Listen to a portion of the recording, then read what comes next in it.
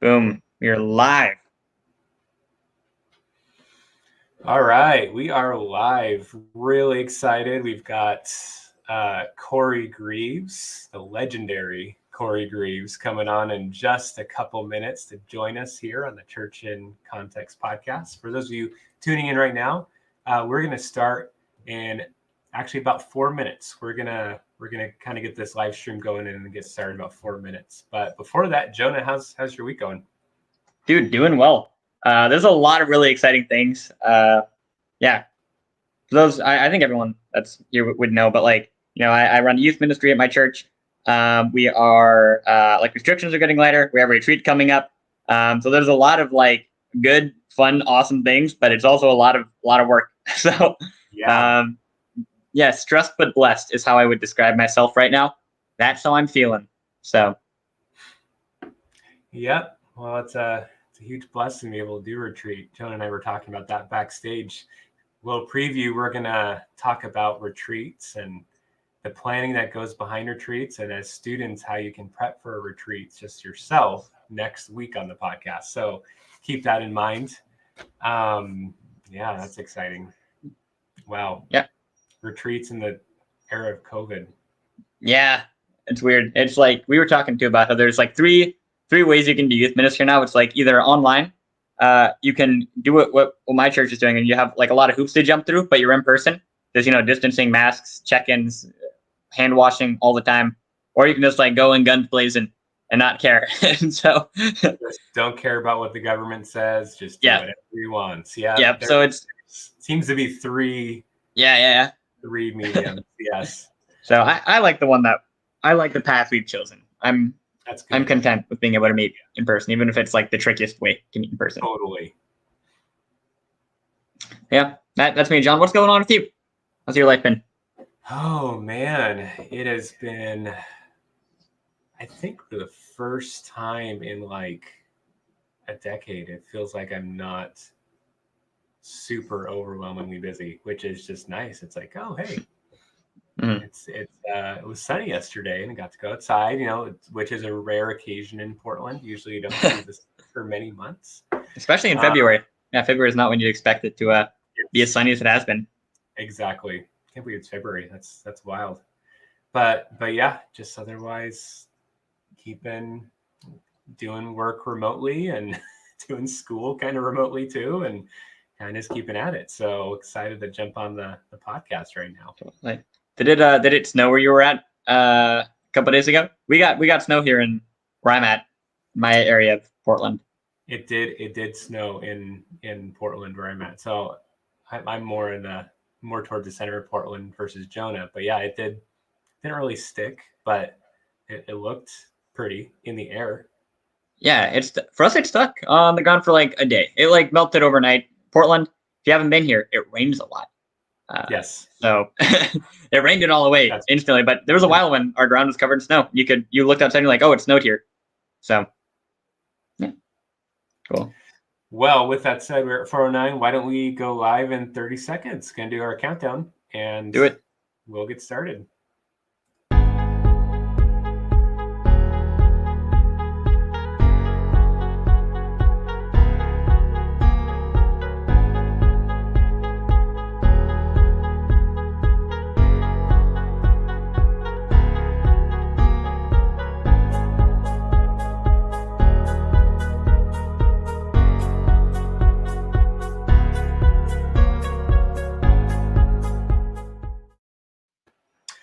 All right. Hello. Welcome to the Church in Context podcast. My name's John. I'm here with my host, or is it co-host? I'm not sure what your title is. It's host. Host. You got it right the first time. I'm here with the host, Jonah. Mm-hmm.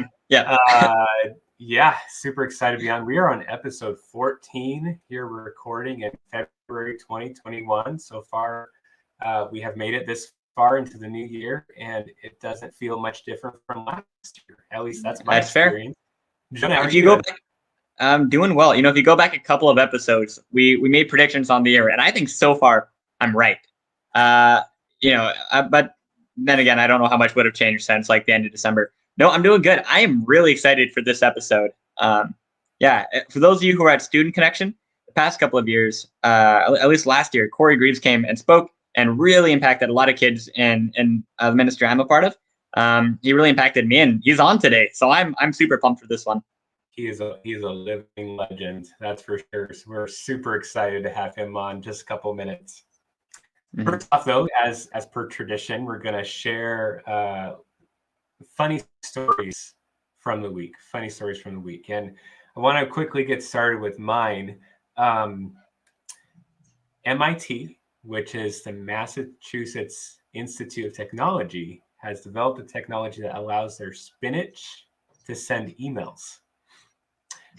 Spinach can send emails. So like basically what it does is the spinach, if it detects like some kind of pollution in the ground, it like sends a signal, the spinach does, to these infrared cameras that email the scientists about the pollution. So if spinach could not have meetings and instead do an email instead of having a meeting, then surely you can too. That's right. That's fair. So, I feel like convicted because I'm pretty bad at responding to emails, but spinach isn't. So spinach isn't. That's right.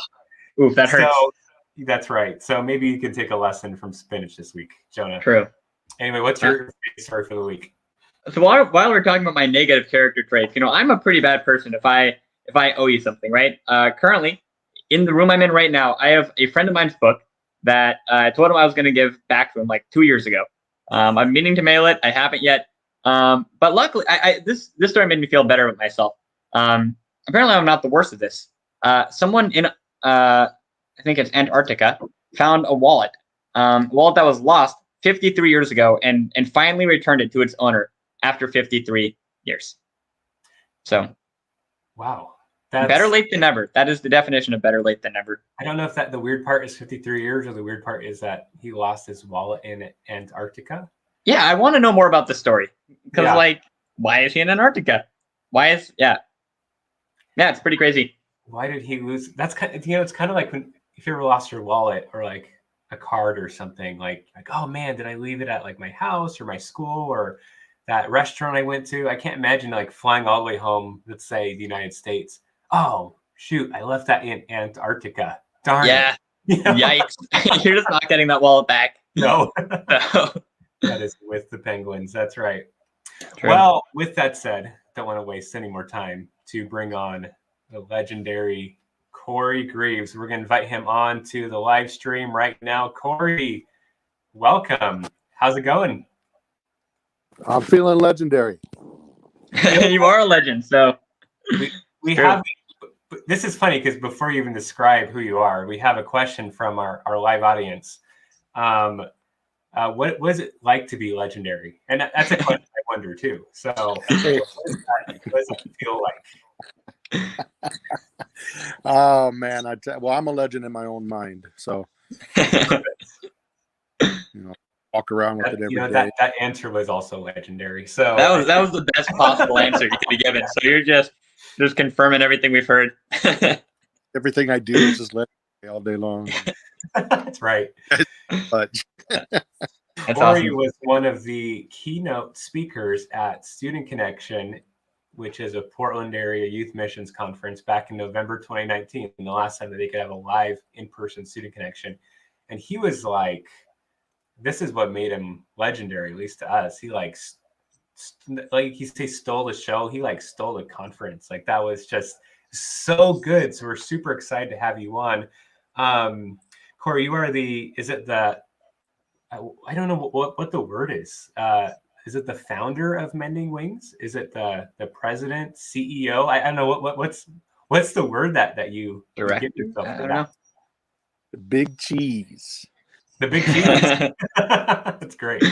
Wife and I, along with another couple named Steve and Karen Luton, who used to be kind of Northwest area directors for InterVarsity. All of us kind of, we founded Mending Wings. Okay. And so now my title, just for the purposes of, getting grants and from foundations and stuff, is president. President. Okay. All those titles that that the Western. The legendary Mr. President. Yes, that's what we're. I'm going to add that to our website after today. Yeah. So can you give a little more background on for those who've never met you who are listening right now? Those like who are you and what do you do and what is Mending Wings? Mm-hmm. Yeah. So thanks, guys, for having me on and stuff. Yeah, totally. So I would you're asking who am I? And that's the question that we as Native people would ask. Who are you? Where are you from? And until you know the answer to those two questions, our elders tell us you'll never know where you're going. And so in our language, I would say Inknashma Niksha Kwashkwash Kushiapotim Corey Greaves. Nashaik Shistop Nishpa Naithla Ewa Shirley Looker Natuta Siwa Philip Greaves. So that's a real condensed version. So I'm telling you, my Indian name is Quash Quash. My English name is Corey Greaves, and I'm from Toppenish, Washington, the Yakima Nation, Yakima Reservation in Washington State, and I tell you who my mom was and who my dad was. And so by doing that, I uniquely position myself in the community, or to you. So the elders, I know who your parents are or who your grandparents are, and kind of sets you up that way. And so I'm along with a talented array of staff and my wife and a great board of directors. We run a program or an organization, a nonprofit organization called Mending Wings. So we're a Native American youth organization. So we work with our 6th through 12th grade students, doing a lot of cultural revitalization and retention stuff, or as my mentor used to say, rescuing theology back from the cowboys. So we're trying to learn what it is to follow the Jesus way as Yakimas, as Indian people. Look like, sound like, smell like, feel like. Plus rediscovering who we are, who the Creator made us to be, because the church did a really good job in the boarding schools taking that away from us, which always makes people ask them, why in the world would you want to be a Christian after what the church has done to you? Yeah, sure. That might be a topic for a whole nother time. Yeah. Rescuing theology from the cowboys. Is that what you said? I think that's a good book title right there. Oh, it actually is a book title now. Is it really? Yeah, he passed away years ago, and wow. basically doctorate, and it came out in a book form. I remember he sent it to me probably about a year before he passed on, and okay, man, what do you think of this? I'm like, I couldn't understand half the things he was saying because he was one of those smarty pants Indians, his grit and all that. And so anyway, but yeah, so now it's a book called Rescuing Theology Back from the Cowboys. Wow, look at that. I think okay. His first One Church, Many Tribes. His name's Richard Twiss. I think he wanted to call that first book 500 Years of Bad Haircuts, but his publisher said people would think that was a book on haircutting or something. Yeah. Totally. I love that. That's awesome. So we do a lot of like cultural revitalization, retention stuff, youth group. We're running programs virtually every night of the week. We have a program called SLAM Trips. SLAM is an acronym, stands for Students Learning About Missions. And so we invite groups, youth groups from all over the country, and they come to our res for the summer on they call it their mission trip. We call it a service and learning trip, where they come as learners and they learn from us rather than coming and teaching a vacation Bible school or kids club or something like that. they're coming as learners, and then working with our elders in the community, and we do a lot of cultural immersion stuff with them, um, and conciliation stuff. We can't say Mm. reconciliation because the church in Native America never really were. It has always been at odds, just Yes. since we discovered Columbus out there, floating around and lost in the Caribbean. So, Yeah. so we say conciliation. So we do a lot of conciliation stuff during those weeks of the summer. So that's slamtrips.com if any youth pastors want to check that out for something to do this summer with their youth. So, there we go. you like how I just worked that one right in? That's good. Shameless plugs. It fit like a glove, right? So it's we are the kings of shameless plugs. So we are. Oh yeah, That's welcome. Totally. Yeah, that's awesome. So you talked about it a little bit, but I just want to hear your thoughts a bit more. You talked about this kind of tension you feel as somebody who loves Jesus, who wants to follow with your life, and somebody who's indigenous. And like you said, there's a really rough history there. So what have been some like challenges that you found as you try to kind of hold both those identities? Someone from Yakima Nation who's following Jesus. Like what are challenges you found? Yeah, Uh, I know it's a big question. So yeah, no, it's so some of the challenges, I guess, has been like on our side, where we've had kids come back and they're, maybe come to a program and my parent doesn't understand why we go to that white man's church to learn about that white man's God, mm, and then I remember one student was talking with a parent about it, like, well, but it's not a white man's church. It's run by Native people. And then creator, we call him Tamamwesla, is one of our names for him. But Tamamwesla is creator of all people. And she said, and Yeshua, and I love that she used his tribal name. Yeshua wasn't even white. He was from the tribe of Judah, and I was like, oh wow, okay, somebody was listening while we talked. Yeah. And so I think it's really hard in our community to in some ways to say the Christianity that was brought and that's been kind of prevalent was pretty sick, Yes. pretty sad, pretty destructive, mm, because it came with an agenda, and it came basically saying that everything that we are as Native people was bad. But everything that we are, those that missionaries that are coming, everything that we are is good. So the gospel brought shame too, mm, that hey, Jesus loves you so much that he gave his life for you on a tree, but he doesn't like you a lot. But he mm, does like us. Right. So you want to follow, yeah, sure, this is what it looks like, this is what it sounds like, this is what it feels like. So basically we've just been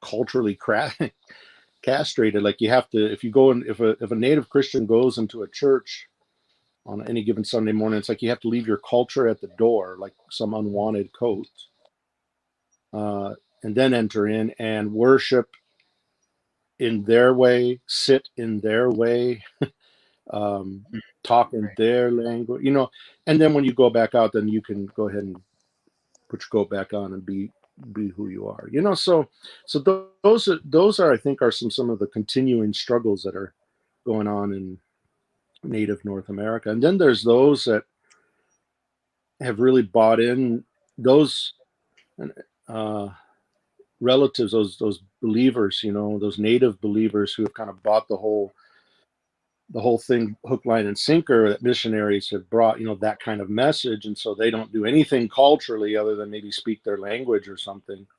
But you can't use those Indian drums, those dances, those feathers, those sweat lodges, those, can't do any of that stuff, because that's the scripture that I hear thrown around a lot is when you're in Christ, you're a new creation. The old has passed away and all things have become white. I mean, new. Mm. That's the Right. that's a message that, you know, is kind of Yeah. that some Native Christians have just they've bought it, man. But you know, we're all on our own journey and discovering stuff, and so I'm not putting anybody down. But it does make me sad, you know, when I see it. That's really understandable. So what you're saying is that the gospel came to North America with, you know, lots of strings attached, so to speak. Like Jesus loves you, but you have to do all of these things. And really, when you get to the root of what the gospel is, it doesn't have that, but it's not this. I like that cowboy theology, right? Mhm. that you talked about earlier. And that's exactly what it sounds like, at least, right? So from what I'm hearing, is that there's so many strings attached that to the point where it's gone so far from what the gospel is that it's totally unappealing because you don't even see the love of Christ. Maybe would you say that's true? Am I interpreting that right, or what do you think? You know, I think more than anything the gospel. You know, I think the Western church is just it's pretty unique in its presentation and its theologies and stuff. And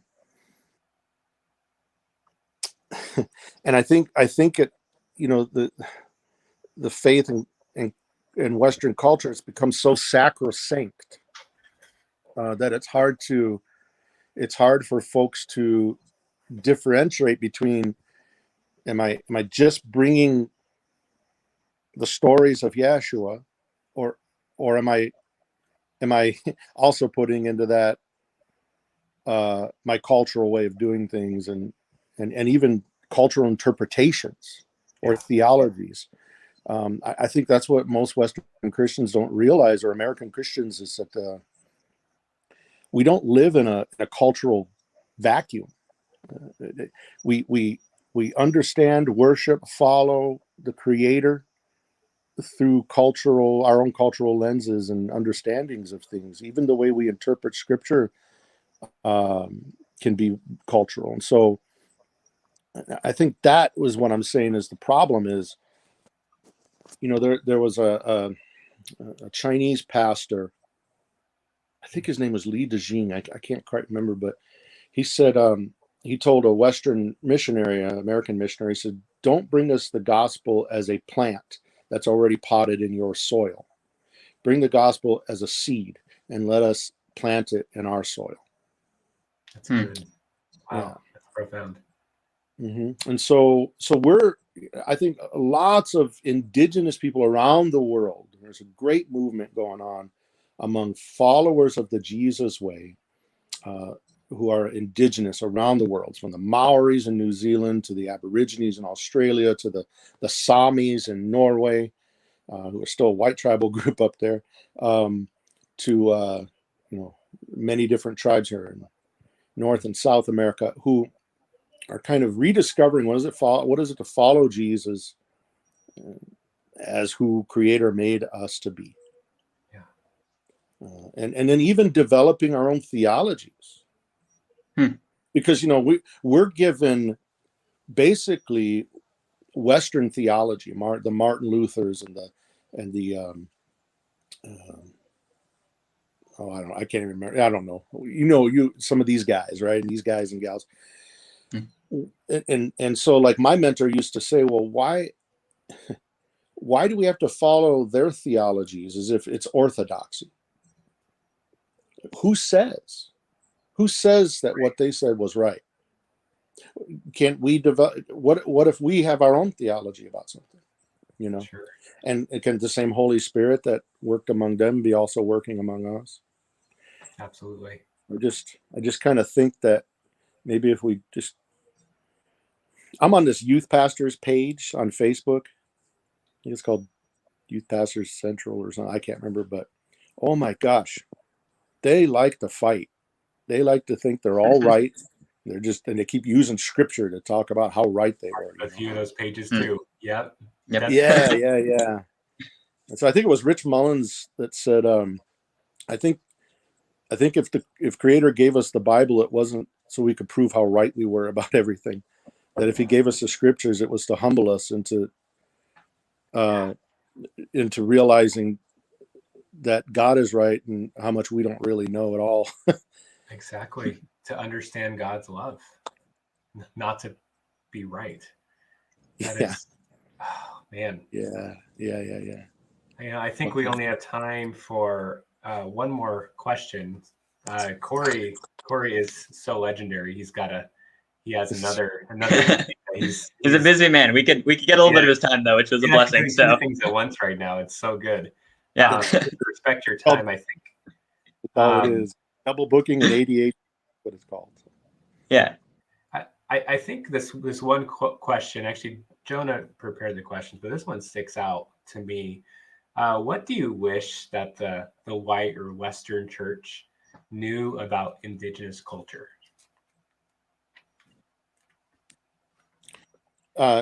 What do I wish that the non-indigenous church, or did you say white church? Yeah, non-native. Western church. Yeah, what's something that like we just get wrong, or you just wish that we knew? About your culture. What is it that I'm sorry, you were breaking up. What is it I wish non-native people knew about us? About native culture, like. Oh, well, when you say native culture, you got to remember there's 560 some different tribes, and we're all very different. So I can only speak from one. That's a good one. Yeah. Huh? That's a great point of application too. That it's, I think from the Western culture that we assume that native culture is one thing. It's just one different thing, So that's a good one for me to take away right there. That's why we were fighting each other all the time, So sure, there you go. No, we're very, very, very different.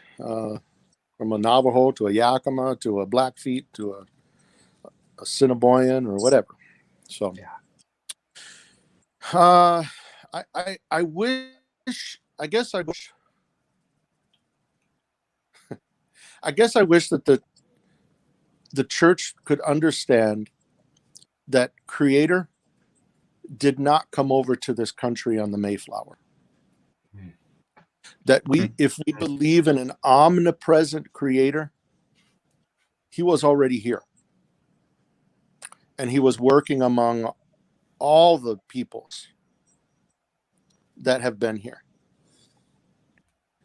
And so the stories of Yeshua came, but the Creator didn't, you see.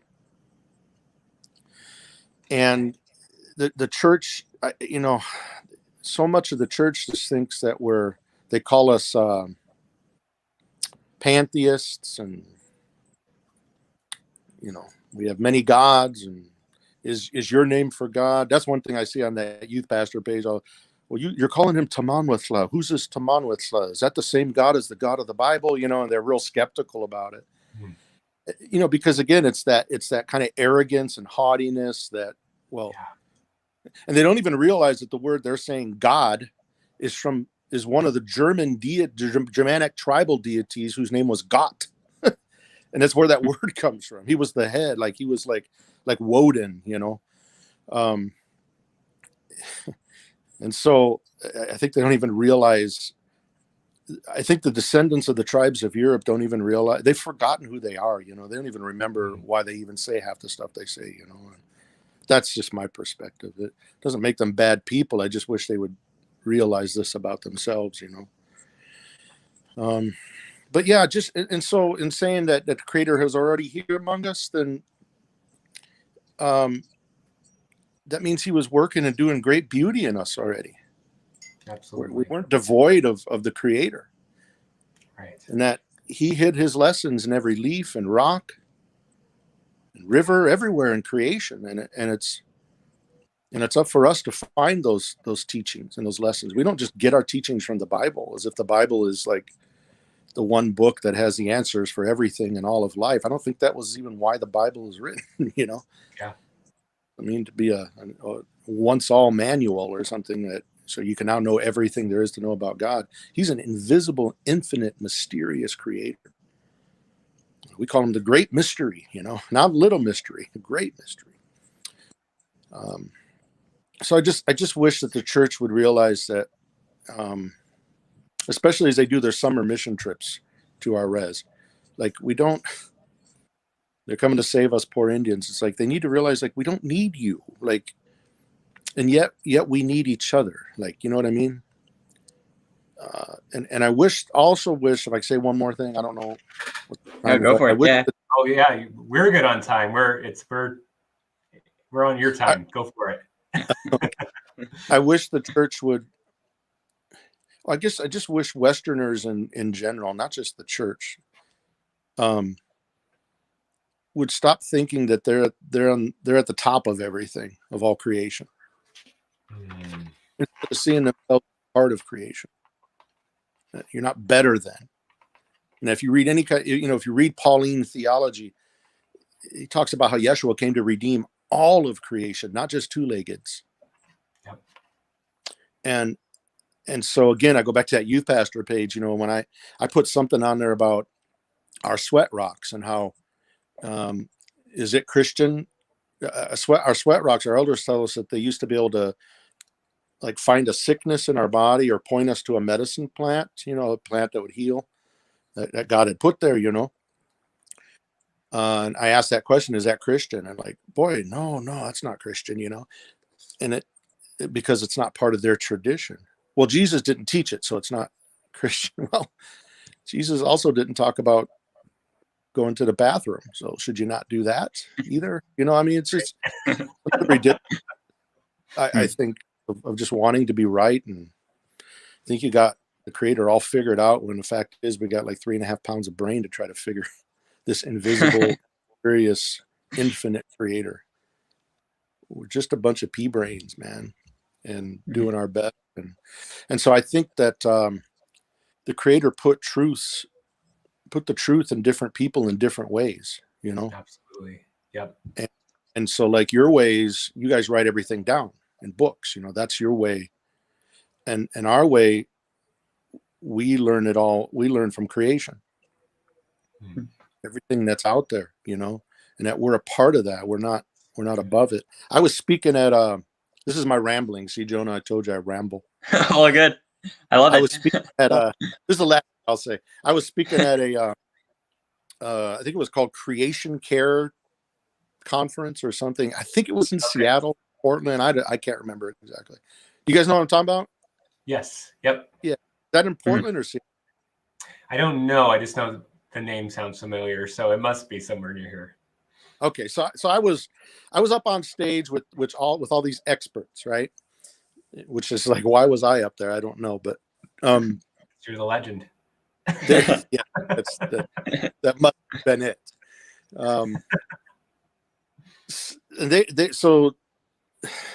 They were all giving their ideas. I was the last one to talk, and so they're kind of going down the line, and we're all sitting in chairs up on the stage at this conference, and they're all giving their, here's how a Christian, cares for creation. And what I noticed in every one of their answers was they still had separated themselves from creation, because they used the word it, us, and it. Yeah. We need to take care of it. And one of our powwows, there was a reporter, and he was interviewing different dancers and stuff at the powwows, and he's interviewing this one young man. This big gust of wind came up, and I think it blew his hat off or whatever, and he's like, "Whoa, man, did you feel that?" And the young man said, "That was me." And the interviewer, he just kind of chuckled, but you could tell he was totally puzzled. He didn't understand that. But see, that's how we feel. Like we're connected to all that is. Yeah. If Creator made it, there's spirit in it. His spirit's in it. If He made it. And so when I talked, I began just to talk about how we're, stop looking at yourself as if you're above it all. And I think I think that's been the biggest mistake of Westerners, is that they've spent too much time trying to I guess show that they know about things, and not enough time learning from the thing, from creation, that we're all a part of. Not better than, not greater than, not less than. We're a part of, That's good. And boy, that leads us into a theology of place as Indigenous people, and a theology of belonging that no other people group in this country can have here. That's good. Oh yeah. Wow. And again, a whole nother topic for another time, Well, you are welcome to come back anytime. I'll put it that way. We have a Totally. Common chat says the Corey Greaves series. I agree. No, that's awesome, especially that theology of place thing. I remember I was talking to a professor of mine about how, like, we don't quite get when Israel is exiled, like, from their land, because as Westerners, especially here in North America, like, we aren't Israel, we're Babylon, and so it's that perspective is so interesting. So yeah, because because they had a theology of place and belonging too. But then again, man, I wrestle with that whole story too, because the story of the Hebrew tribes going in and conquering all those other tribes that were indigenous to that area, that were living there already. That's our story. And I'm like, well, Hebrews aren't big heroes to me for that. So I struggle with that whole thing, man. Slaughtering babies and women and children, and because God said to, like, oh my goodness, like, wow, that sounds strangely familiar. And of course, that goes into manifest destiny and doctrine of discovery and all that stuff, which again is another lesson, because that stuff's embedded in the American church. Yes. And by the way, so is Gnosticism. This split view of reality, everything that's matter is evil, but that which is spirit is good. So we want to be all about soul winning, all about winning the soul, So it's really, I'm sorry. I'm rambling again, Jonah. Wow, this is good. There's so much to unpack, man. So, I don't sit here as a know-it-all. I'm one of those pea brains, but it's just stuff that I'm sitting here discovering, and as I'm walking my journey, and having to, they say that Satan has strongholds. Well, I say Western Christianity has strongholds too that need to be torn down. Everything that we've been taught as kids is not necessarily orthodox. That is so good. Our culture influences our theology so much. Yeah. I have to sit back and think about that last comment, that Gnostic theology, that Gnosticism. I'm like, wow. And then also just the creation theology too, and how we like to we separate things so much. We have we have certain things, like just the way we break up our week, our schedules, our church services, our whatever else is so segmented, and everything is separate from each other. That makes so much sense that we do that with creation too. Totally. I think one thing that really came out to me too from this is that this conversation is bigger than a podcast could possibly fill. So I don't know. I guess as you go, because I know I got to get going. Where's a good place people can look for resources to learn more? Where's a good way people can get in conversations with Native people, or to have these conversations? Because again, it's not going to get solved in a half-hour podcast. Where can people go to learn more? Do you have any good resources? Yeah. I mean, first of all, I'd say there's Native people are everywhere. People just don't realize it. It's something like 60% of Native people are urban today. So most of us don't live on the res. They live in urban centers. So they're all around you. You can see somebody that looks pretty much white that's driving a pickup truck go to the grocery store, and you would never, you don't equate him to somebody like Sitting Bull or Crazy Horse or something, but they're Native, and so they're everywhere. Native people are everywhere, and so striking up conversations, and don't be nosy though. Don't be nosy. Don't ask to touch our hair. Why people always want to do that? Can I touch your hair? No, you can't. Can I pick your nose? um, so there's some great books out there. Again, my mentor, my good friend who journeyed on about 7 years ago, Richard Twist. We would say Atwai Richard Twist because he's our elder now. He's our big brother now because he knows things we don't know now. But One Church, Many Tribes, he wrote a book. That other book, he's got another book called Dancing Our Prayers. That's kind of a follow-up to One Church, Many Tribes, answering the critics of that book. And then the Rescuing Theology from the Cowboys. My friend Randy Woodley, he's a Kiowa Cherokee. He most recently prof'd at George Fox University, but he runs, him and his wife Edith run it's called Elohe Farm. So it's like living sustainably with the land and stuff. But he's got some cool books, man. Living in Color, Living in Shalom. And he's one of those smarty pants Indians, with his doctorate. So good learning, good reading there. Great. And then, again, I'm going to put a plug in for slam trips, that if youth pastors want to bring their youth to come as learners and learn, and learn more about this kind of thing and unpack stuff where we can have conversation together. And then I would go to slamtrips.com and look into coming on a slam trip this summer. We're running good COVID protocols, and we're hoping and praying that vaccines going by then and going good. And you might even get to sleep in a real live Indian teepee and take pictures with real live Indians. So we charge $10.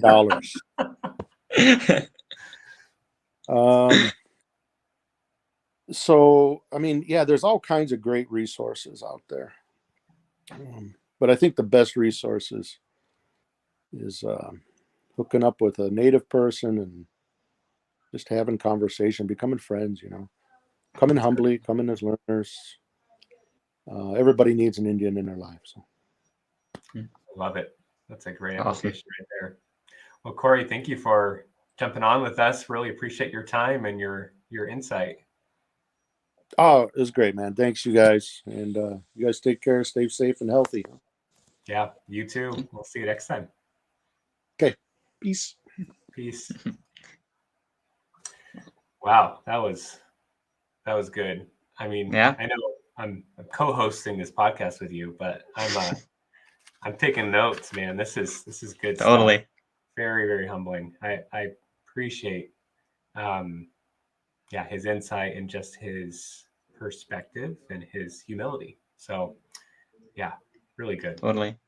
It's kind of like C.S. Lewis talks about, it's a different context a bit, but he talks about why you should always read old books because it takes you out of your context and puts you in someone else's shoes that has a different view of the world than you do. And it's kind of the same way hearing from Corey Greaves. Like, he wears different shoes when he reads scripture than I do. There's things he's going to see that I'm not. And having those conversations, I think, gives us a fuller picture of who God is. Yep. And it doesn't mean everything I think is right when it steps into my shoes. It doesn't mean that, anyone's going to have, always the right perspective on everything. But it's cool to come together and to kind of see where, maybe we're missing something. So I always find that encouraging. Yeah.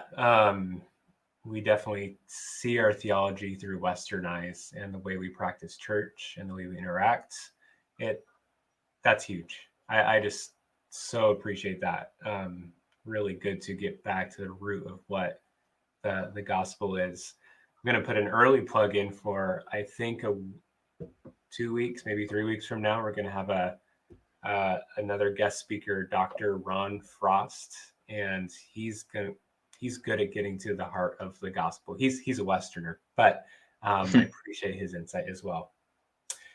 Hey, let's go to our last segment just quickly here. Something that you can't get over this week. And you can't say the conversation you just had with Corey Greaves. You beat me to it. I was going to make that joke. I was going to say Corey Greaves came on our podcast. That's what I can't get over. Oh, man. What do you got? Oh, yeah. For me, so I feel like a lot of these end up being either like really big world events or they're football related every week, right? So weird football related thing. Andrew Luck has been talking about maybe coming out of retirement. There's rumors that that might happen, which would be kind of insane. So for me right now, that's probably the weirdest thing happening in the world, that Andrew Luck might be a quarterback again. I mean, he's not that old. I did not. Yeah, I did not hear that. So it was Is he going to play for the Colts? I'm assuming since you probably have to. The Colts are not. I think if you're a free agent quarterback in any context, the Colts are probably where you want to go. Them or the Niners, anyways, right? So, yeah. Anyways, so the story goes that a reporter's wife is good friends with Andrew Luck's wife, and they were texting about something, and there's screenshots of her saying things like Andrew met with Joe, the manager of the Colts, and he really wants to get back into it. So this is the first step. So it might not be like soon. Yeah. Yeah, shameless plug. I don't know if I can endorse this guy totally. I won't say it, but I saw it on another podcast that's way more popular than us, run by a former NFL player. So, more popular than us. Okay, yeah, that's shocking. Podcast where so we're a Christian podcast, so I won't give an official endorsement, but if you know, you know. If you know, you know. That's the name of the podcast, by the way. Just kidding. My thing I can't get over this week has kind of been in the news, a little bit international news. So there is a Russian politician named Alexei Navalny, and he has been the outspoken critic to the Russian president Vladimir Putin. Maybe some of you have heard that name. He's been president for a while, and it's kind of one of those situations where it's something like 98, maybe 97% of the world considers himself to be a democracy, believe it or not. Russia kind of lends itself to be more of a dictatorship, and Putin has really taken over the politics and kind of runs uncontested and that kind of thing. So he's leader for life. It's not a real democracy. And this guy, Alexei Navalny, was outspoken, went on a trial for something dumb, just to get him imprisoned or killed. And he was acquitted from that, which means he was not convicted. He fled the country. The Russians tried to assassinate him by poisoning him. And while he was in a coma, recovering from his poison, he didn't report to Russia his whereabouts. He's supposed to do that like every couple months. And because he didn't report to Russia his whereabouts because he was in a coma, the Russian government just arrested him and put him in jail for like 2 years. So, and this is the biggest opposition to Vladimir Putin. So there's a lot of unrest. If you think of like the summer in the United States this past year in 2020, it's like infinitely more than that.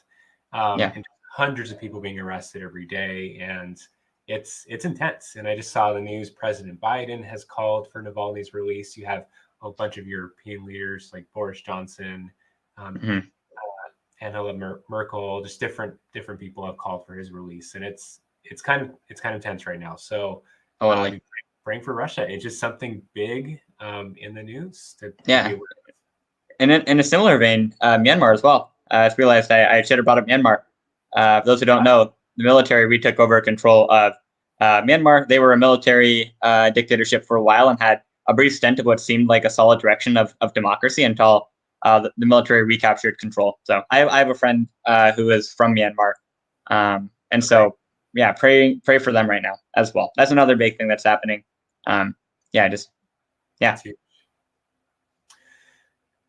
Good. Well, Jonah, thank you so much for hosting this amazing podcast. Anytime. You can come on next week too, John. It's fine. You're not kicked off yet. I'm excited for next week. We're talking about how to be ready for camps and retreats. So Jonah is leading a retreat in the COVID season, and hasn't been as easy as it should be. I guess maybe that's not the right word. I'm not trying to say it, but because of COVID season, it has definitely been challenging. Yeah, couple new hoops to jump through. Yes. So we're going to talk about it, not from just perspective of preparing it, which is good for students to have an insight onto, but we're going to also talk about how students can prepare themselves spiritually for a retreat like that. So we're looking forward to next week. Thanks for tuning in, Jonah. Thanks for having me on this podcast. And anytime. Sweet. Well, we'll see you guys next week. And we're good. We're cut. Cool. All right. And I don't think I see any Q&A. If we did, all the Qs would be for Corey anyway. Yeah. And we had the jam. So no one wants to hear us talk about like indigenous issues. I don't think we have much to say.